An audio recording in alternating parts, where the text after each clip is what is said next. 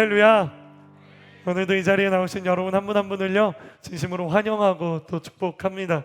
오늘은요 여호수아 6장의 말씀을 통해서요 청년의 때에 순종의 근육을 만드십시오라는 제목으로 하나님의 은혜를 함께 나누도록 하겠습니다. 오늘 우리가 살펴볼 여호수아 6장은요 마침내, 정말 마침내입니다. 마침내 이스라엘 백성들이 요단강을 건너 바로 여리고성과의 전투를 기록하고 있는 본문입니다. 저는 오늘 우리가 본격적으로 이 말씀에 대해 살펴보기 이전에요 먼저 이스라엘 백성들과 전쟁을 벌이는 바로 그 여리고성이 어떤 성인지에 대해서 먼저 이야기를 나누기를 소망합니다. 사랑하는 허브 공동체 여러분, 여러분에게 먼저 물어보도록 할게요. 요단강을 건넌 이후 가장 처음 만난 이 여리고성은요 어떤 성이었을까요? 과연 이 여리고성에는 어떠한 특징이 있을까요? 앞에 화면을 봐주실래요? 먼저 여리고성의 지리적인 위치는요 요단강을 건넌 요단강 서쪽 그리고 예루살렘으로 북동쪽으로 약 27km 떨어진 지점입니다. 특별히 이곳의 환경은요 해발 약 250m로 굉장히 낮은 도시인 거예요. 세계에서 가장 낮은 도시 중 하나로 꼽히는 곳입니다. 특별히 지대도 낮고 평야로 이루어져 있기 때문에 비옥한 토지와 또 풍부한 샘물을 갖추고 있는 지역이었어요. 그렇기 때문에 이곳은 고대 사람들로부터요 굉장히 살기 좋은 곳으로 알려졌습니다. 이동하기도 쉽고 접근하기도 쉽고 그곳은 비옥해서 농사도 잘 되고 샘물도 많고 모든 것들이 갖추어진 곳이었던 것이죠. 그렇기 때문에 이곳은 자연스레 많은 사람들에게 알려지게 되었고 여리고로 많은 사람들이 몰리게 되었습니다. 그러면서 동시에 도시가 급속도로 발달하게 되었고요. 매우 번영한 도시로 성장하게 된 것이에요. 쉽게 말하면요 여리고성은 매우 성장하고 번영한 도시로서 그 당시의 문화, 상업 그리고 교통의 요지라고 할 수 있는 거예요. 이러한 여리고성에는 또 한 가지 특별한 특징이 있었습니다. 그것은 바로 아주 견고한 성벽을 세웠다라는 거예요. 조금만 생각해 보면 왜 그렇게 견고하게 성벽을 세웠는지 이해가 됩니다. 왜죠? 낮은 평야이기 때문이에요. 누구나 쉽게 접근할 수 있다라는 것들이 많은 사람들을 몰리게 하는 장점이 있으나 낮은 곳에 있었고 또 평야에 있었기 때문에 쉽게 공격받을 수 있다라는 단점도 가지고 있는 거예요. 그래서요 이 여리고성은요 이러한 것들로부터 그 성을 보호하기 위해 아주 견고한 이중 성벽을 세운 거예요. 내벽을 건설하고요 외벽을 건설합니다. 그렇게 두 개의 벽을 세우며 여리고성을 지키고 안전한 도시로 만든 것이에요. 고고학자들에 따르면요 외벽은 약 2m 두께로 높이는 한 6m가 된다고 합니다. 그리고 내벽은요 4m 두께로 약 9m의 높이로 아주 내벽과 외벽 견고하고 높은 그러한 성벽을 쌓았다라는 것을 찾아볼 수 있어요. 그런데 오늘 본문 1절은요 또 이렇게 기록합니다. 함께 읽어볼까요? 시작. 여리고성은 이스라엘 백성들로 인해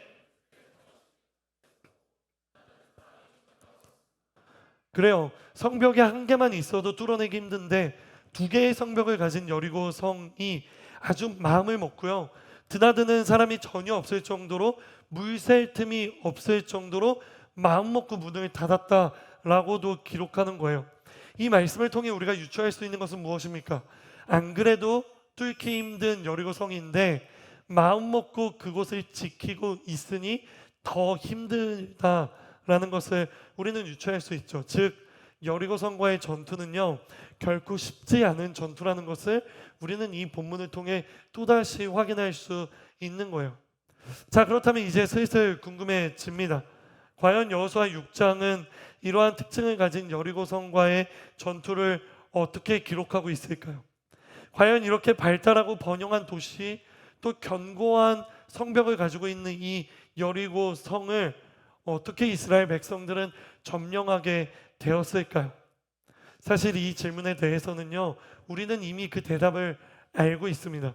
왜냐하면 여리고성이 무너지는 그 사건은요, 우리에게 굉장히 익숙하고 또 유명한 본문이기 때문이에요. 결론부터 말씀드리면 이스라엘 백성들은 큰 힘을 들이지 않고 하나님의 능력으로 여리고성의 성벽이 무너짐을 경험하게 되고, 그것으로 인해 아주 간단하게 전쟁은 끝나버립니다.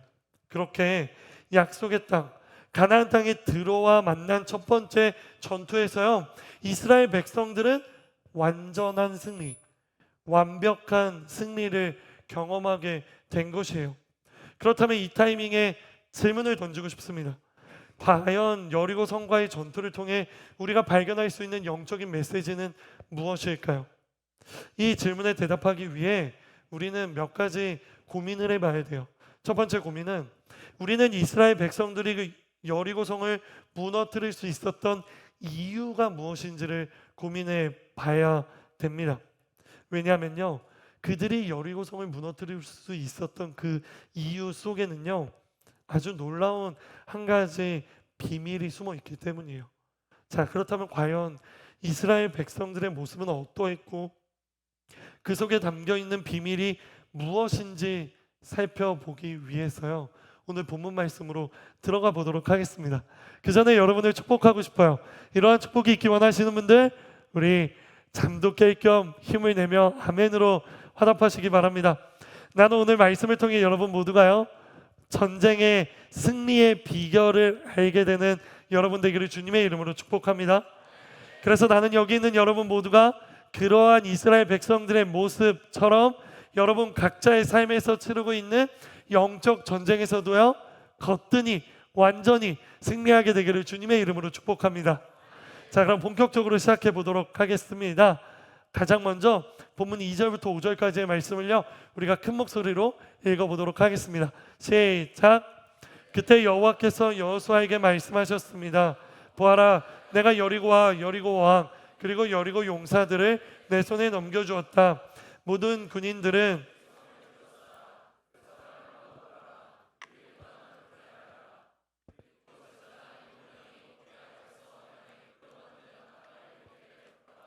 그러다가 7번째 날에는 성 주위를 7번 돌고 제사장들은 나팔을 불어라. 제사장들이 양의 뿔을 길게 불 것이다. 백성들이 나팔 소리를 들었을 때 모든 백성들은 함성을 질러라. 그러면 성벽이 와르르 무너져 내릴 것이니 백성들은 일제히 올라가라. 아멘. 자, 볼펜이 있으신 분들은 밑줄 그어 주시겠어요? 2절 가장 앞에 기록되어 있는 그때라는 표현이에요. 여기서 말하는 그때는 언제입니까? 바로 앞절에 기록되어 있는, 바로 1절에 기록되어 있는 여리고성이 마음먹고 드나드는 사람이 전혀 없을 정도로, 물 셀 틈이 없을 정도로 문을 닫아두었던 바로 그때를 의미하는 거예요. 여리고성이 이스라엘 백성들에게 공격당하지 않기 위해 만반의 준비를 했던 바로 그때, 바로 그때를 이야기하는 것입니다.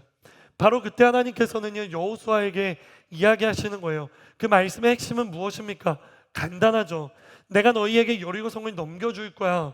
그러니까 너희는 다른 것들을 하지 말고 내가 너희에게 명령한 것들을 해. 그게 뭐냐면 바로 너희는 가장 먼저 그 여리고성을 둘러싸고 그 성을 도는 거야. 하나님이 여호수아에게 말씀하신 것은 바로 이것이었어요. 사랑하는 여러분, 사실 이러한 하나님의 말씀은요, 사실 말이 안 되는 이야기입니다. 왜냐하면요, 여리고 성의 성벽은요, 견고하다고 제가 말씀드렸죠.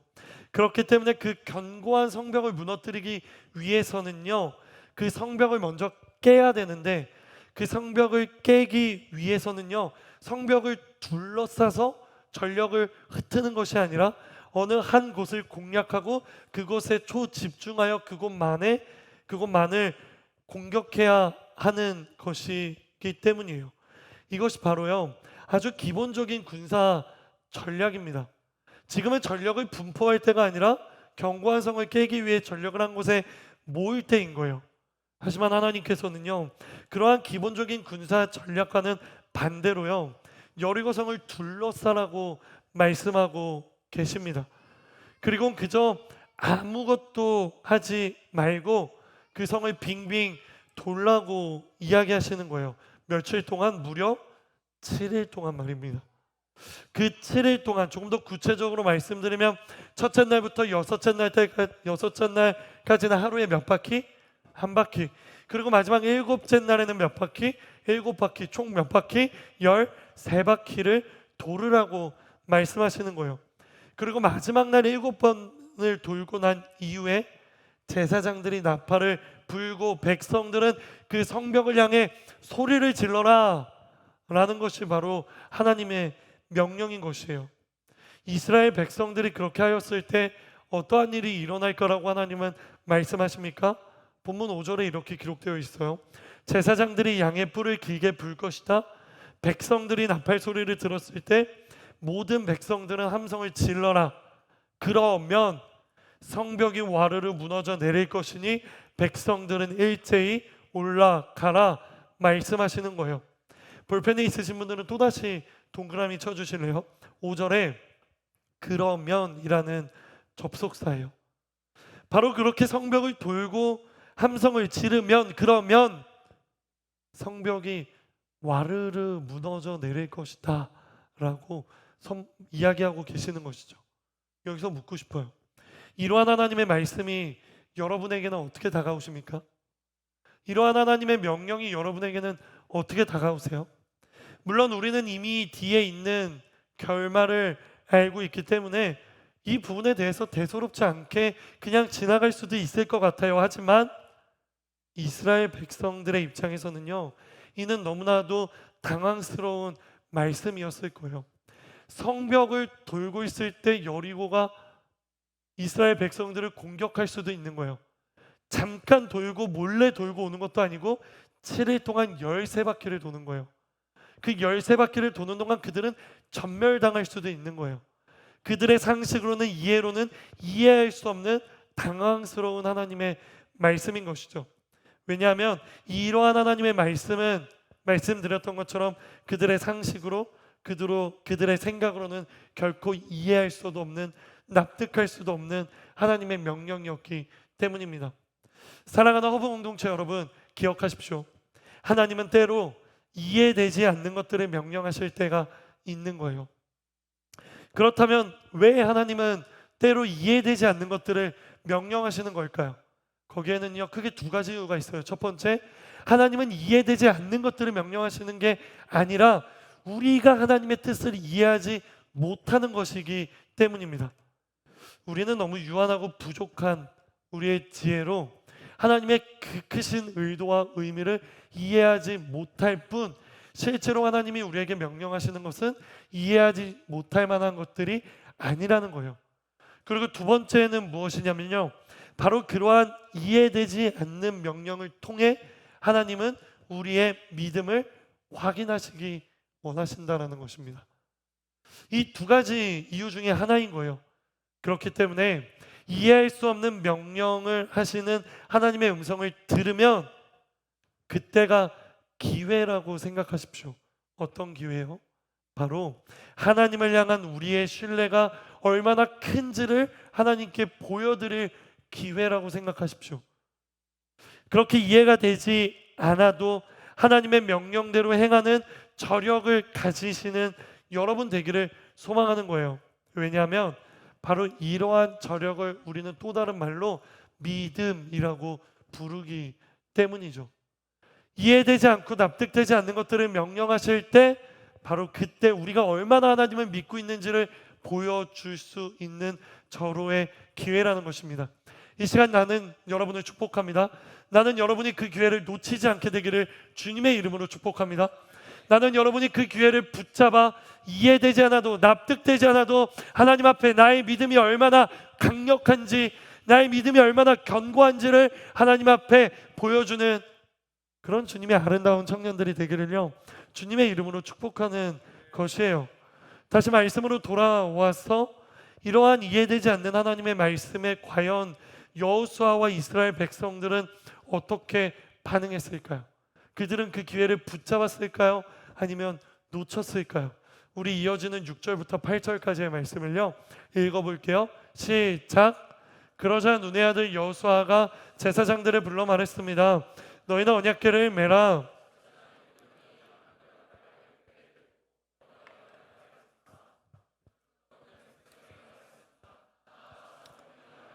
무장한 자는 여호와의 궤 앞에서 나아가라.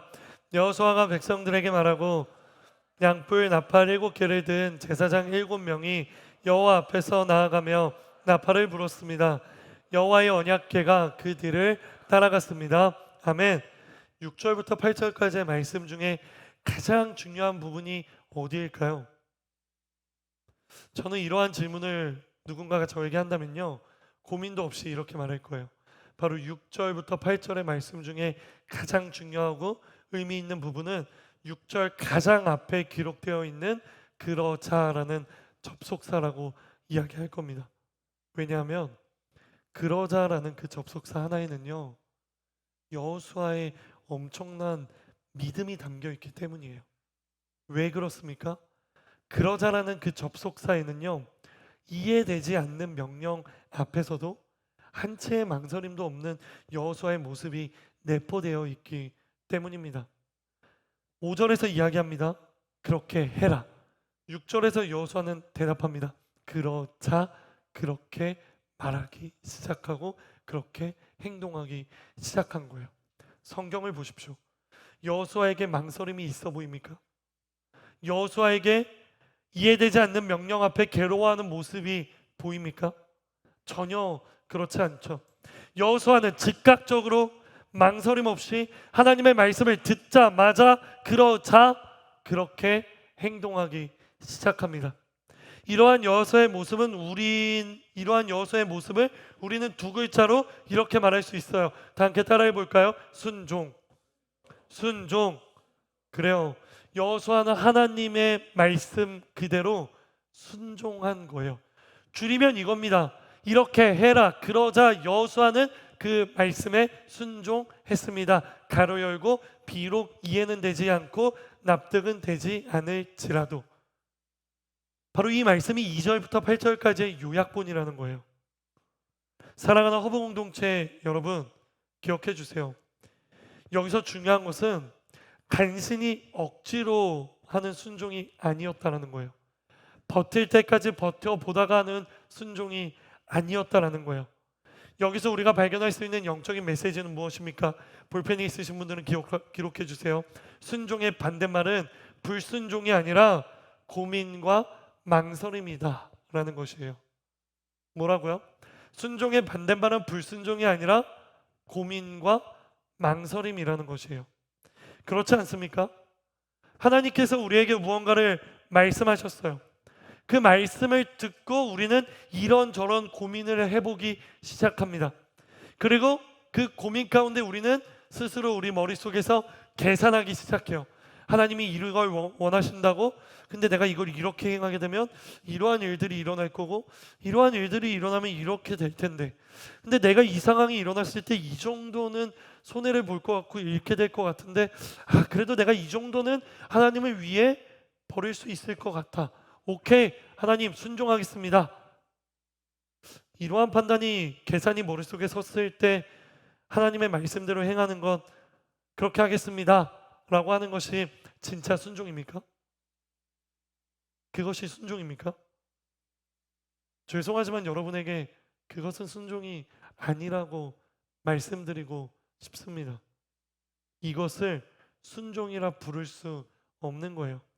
그렇기 때문에 순종의 반대말은 고민이고 계산이고 망설임이다 라는 것이에요.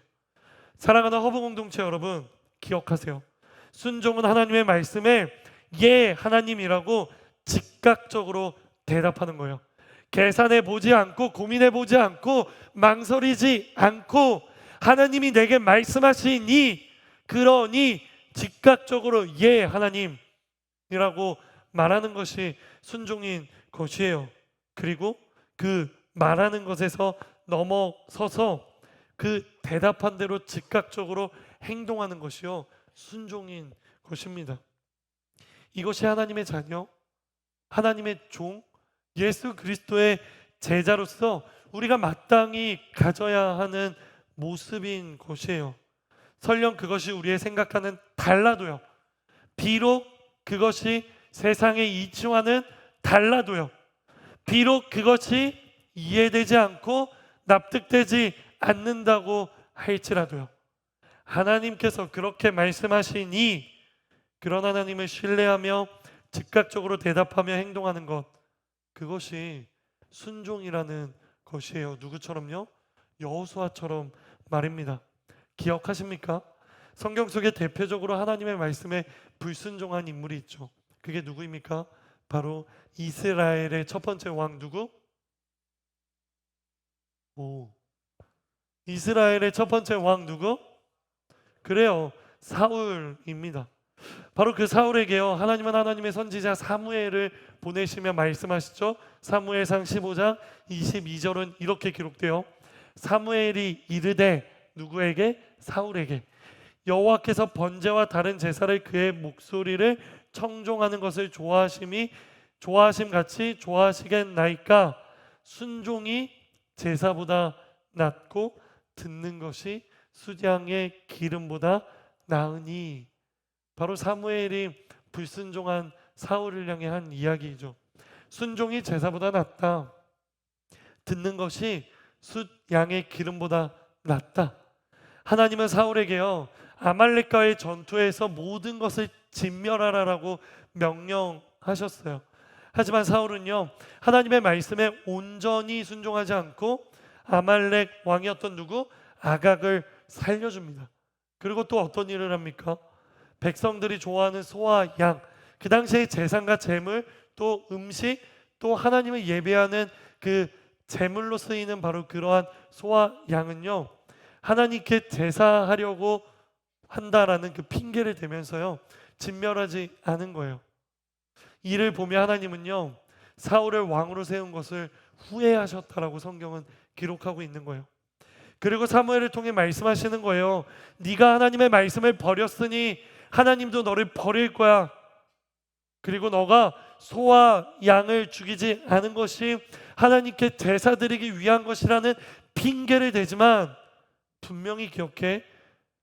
하나님의 말씀에 순종하는 것이 너가 드리려는 그 제사보다 나아. 하나님의 말씀을 듣는 것이 그 소와 양에게 나오는 그 기름보다 더 낫다라고 이야기하는 거예요. 그래요. 기억하십시오.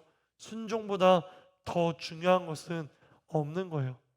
하나님이 가장 기뻐 받으시는 것은 제사도 아니요, 기름도 아니요, 하나님의 말씀 그대로 행동하는 순종이라는 것입니다.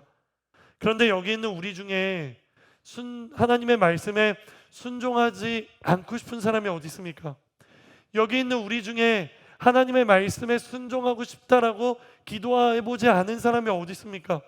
우리 모두 하나님 앞에 기도합니다. 하나님, 하나님의 말씀에 순종하게 해주세요. 하나님의 말씀대로 살게 해주세요. 나도요, 하나님이 내게 원하시는 대로, 하나님이 내게 뜻하시는 대로 그렇게 살아갈게요.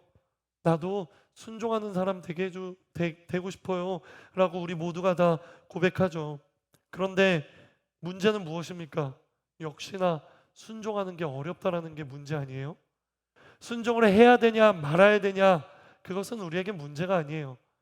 어떻게 할 수 있느냐, 그것이 어렵다라는 게 문제인 것이죠.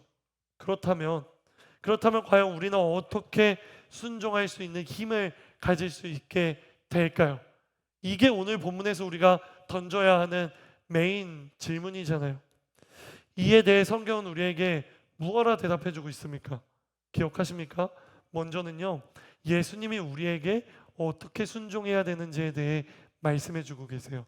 우리 마태복음 16장 24절, 우리가 다 알고 있는 말씀이에요. 큰 목소리로 읽어볼게요. 시작. 자기를 부인하고 자기 십자가를 지고 나를 따를 것이니라. 아멘. 그래요. 이 말씀 모르는 사람이 있습니까? 이 말씀 처음 들은 사람이 있습니까? 예수님을 따르는 사람들은 자기를 부인하라고 이야기합니다. 여기서 말하는 자기를 부인하라는 것이 무슨 말입니까? 나의 생각, 나의 뜻, 나의 계획, 나의 모든 것들을 부인하고 오직 예수님이 걸어가신 그게 예수님의 뜻, 예수님의 생각, 예수님의 계획만을 믿고 붙잡으며 걸으라는 이야기인 것이죠. 완전한 순종, 즉각적인 순종의 자세를 예수님께서는 말씀하시는 거예요. 그래요. 순종할 수 있는 방법은요, 자기를 부인하고 자기 십자가를 지는 것입니다. 그렇다면 조금 더 구체적으로 자기 부인과 자기 십자가는 어떻게 지는 걸까요? 과연 어떠한 구체적인 모습이 자기를 부인하고 자기 십자가를 지는 모습입니까? 이에 대해 예수님의 모습을 통해 우리는 발견할 수 있어요. 바로 예수님께서 붙잡히시기 전날 밤 하나님께 했던 그 모습을 통해 우리는 발견할 수 있는 거예요. 마태복음 26장 39절 우리 다 함께 읽어볼게요. 시작. 예수께서 조금 떨어진 곳으로 가셔서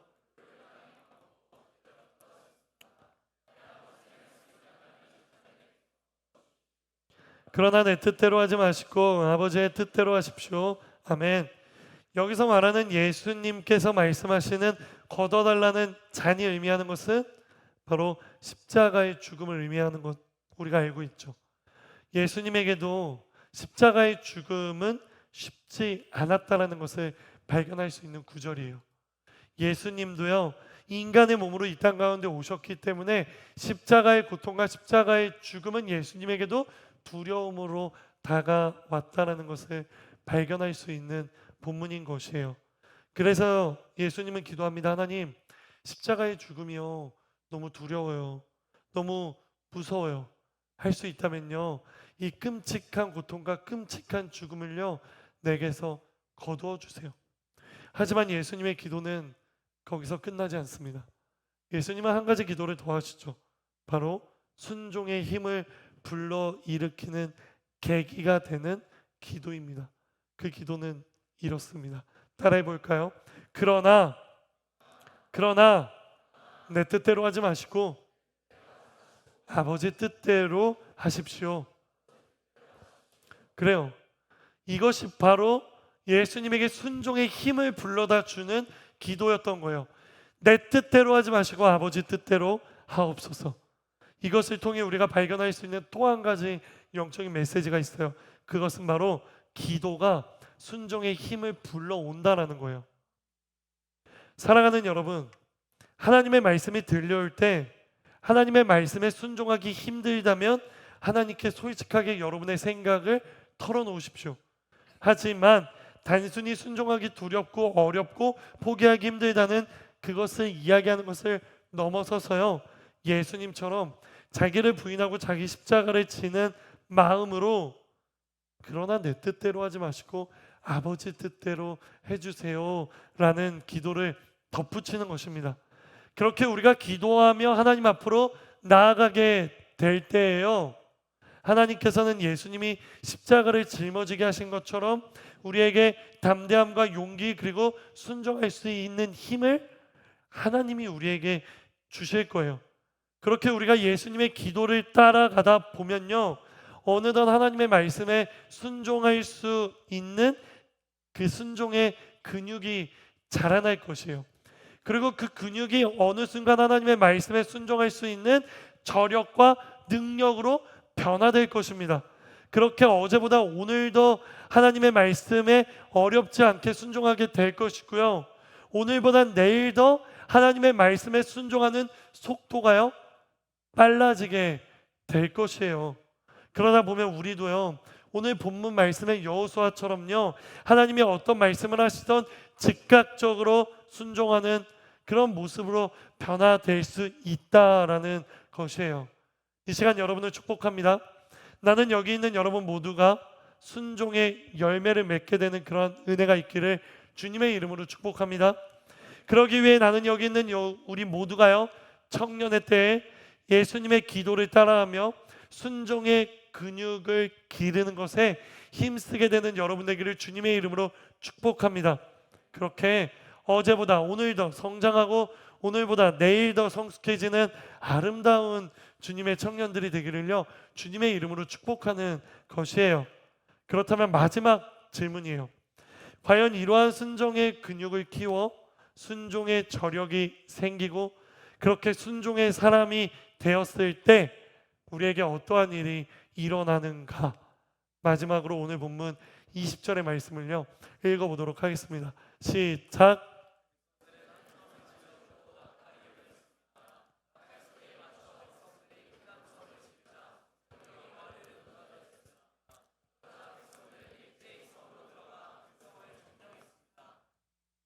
그래요. 견고한 성 여리고는요 그렇게 무너지는 거예요. 이스라엘 백성들의 나팔 소리와 함성 소리가 그 이중으로 되어 있는 여리고 성의 성벽을 모두 와르르 무너져 내린 것처럼 말입니다.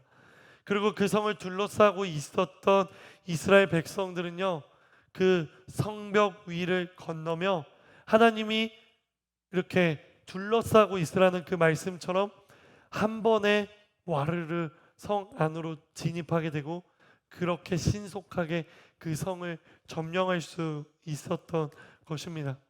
사랑하는 여러분, 바로 이 말씀을 통해 우리가 마지막으로 발견하는 영적인 메시지는 무엇입니까?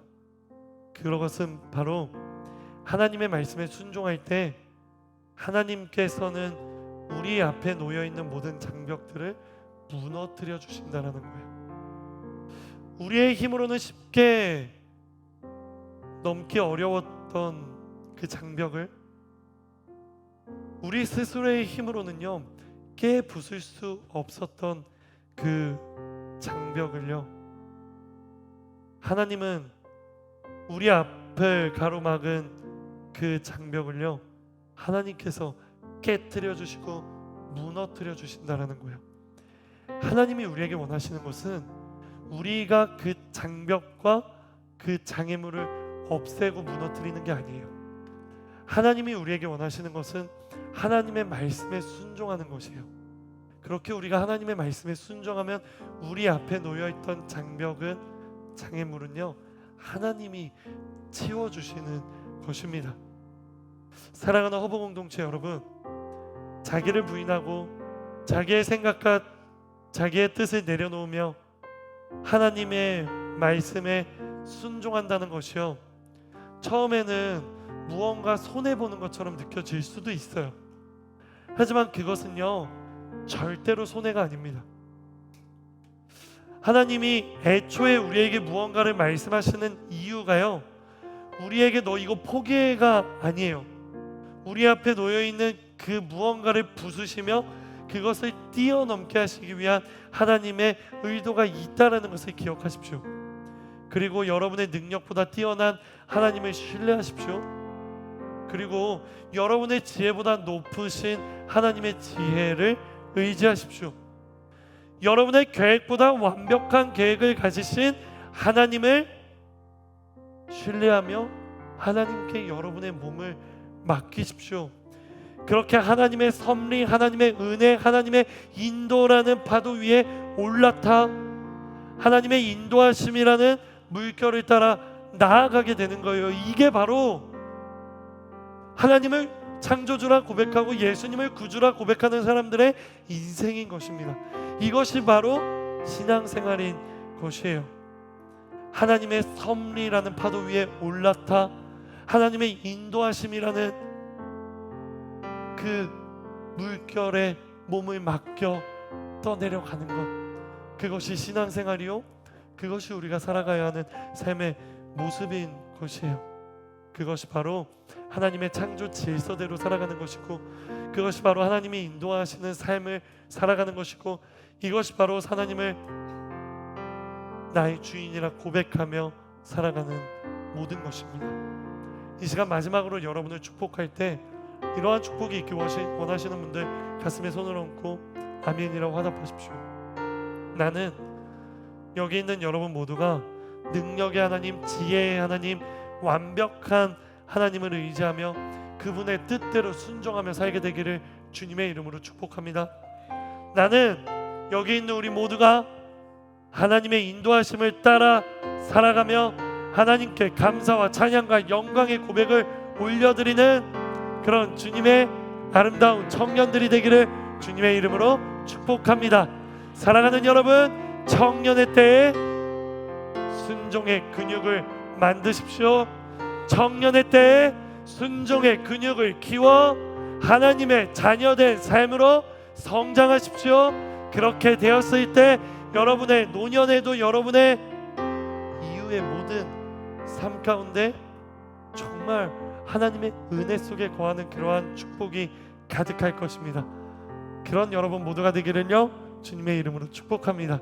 우리 이 시간 하나님 앞에 기도하며 나아가기 원합니다.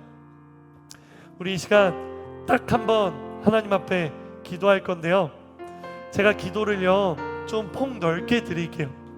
제가 여러분에게 드리고 싶은 기도 제목은 하나예요. 하나님, 순종하는 사람 되게 해주세요. 하나님, 내가 어제보다 오늘 더 순종하게 해주세요. 내가 오늘보다 내일 더 하나님의 말씀대로 순종하며 살아가는 사람 되게 해주세요.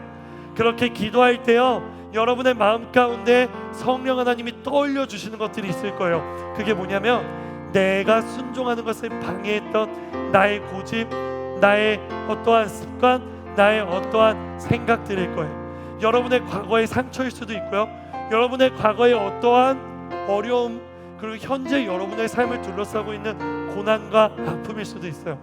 그런데 그것이 무엇이든지요, 여러분이 하나님 앞에 순종하며 살아가게 해주세요라는 그 기도 앞에 그 모든 것들을 내려놓게 해달라고 기도하십시오. 이 시간 예수님의 이름으로 선포합니다. 예수 그리스도의 이름으로 선포하오니 우리의 순종을 막고 있는 모든 악의 세력들은 떠나갈지어다. 우리의 순종을 막고 있는 우리의 과거의 상처는 회복될지어다. 우리의 순종을 막고 있는 우리의 모든 고집, 생각, 나쁜 습관들을 묶임받고 떠나갈지어다. 우리 이 시간 순종하는 사람이 되게 해달라는 기도로 주님 이름 3번 부르며 기도하겠습니다. 주여, 주여, 주여.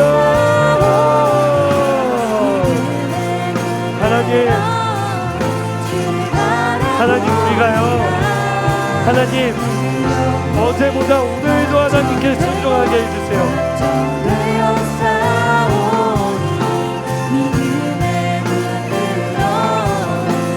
하나님 오늘보다 내일 더 순종할 수 있는 사람 되게 해주세요.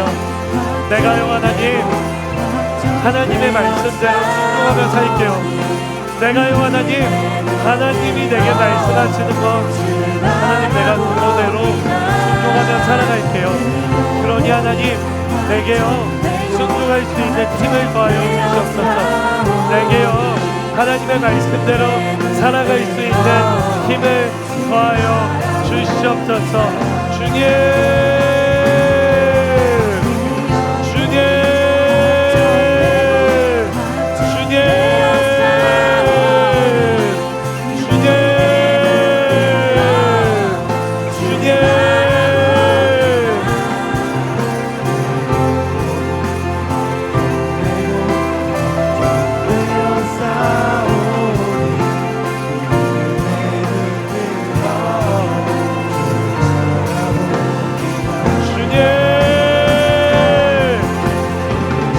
말씀하시면 내가 나아가고 주님 뜻이 아니면 내가 멈춰서는 인생 살아가게 하여 주시옵소서. 하나님의 말씀을 방해하는 것들이 있다면 그것이 무엇입니까? 하나님의 뜻을 방해하는 것들이 있다면 하나님 그것이 무엇입니까?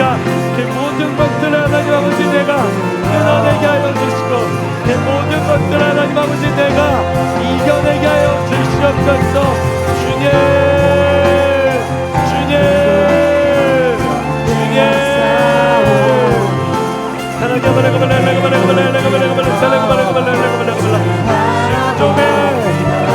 순종하는 사람들 지어다. 순종하는 사람들 지어다. 순종하는 사람들.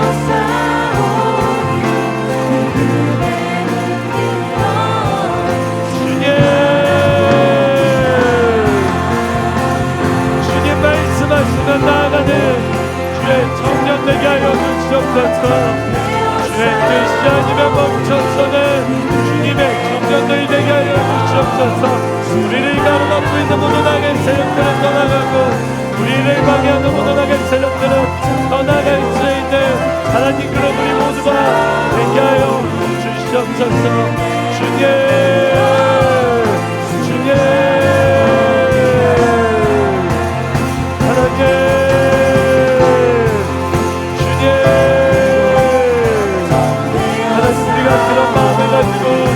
사랑하게 하여 주시옵소서.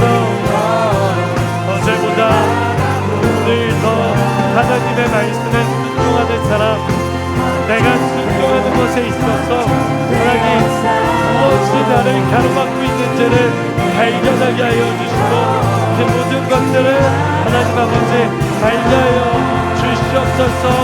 주님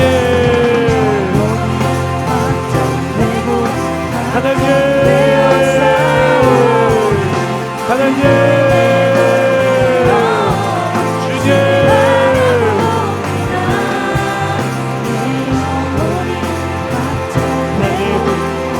우리에게 순종의 저력, 순종의 근육이 자라나게 하여 주시옵소서.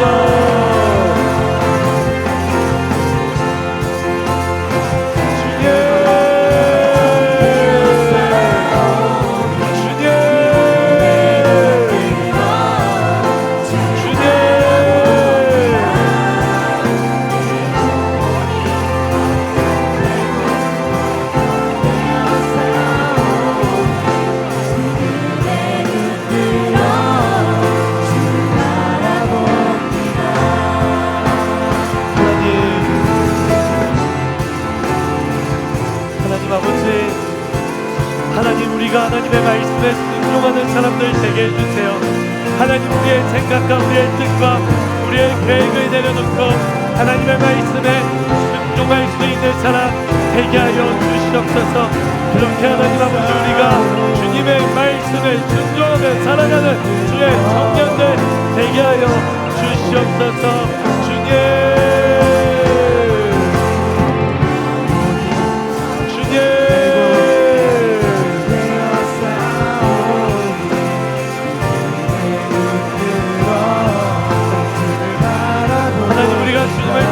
바라보게 하여 주시옵소서. 하나님, 우리가 주님을 더욱더 바라보게 하여 주시옵소서. 하나님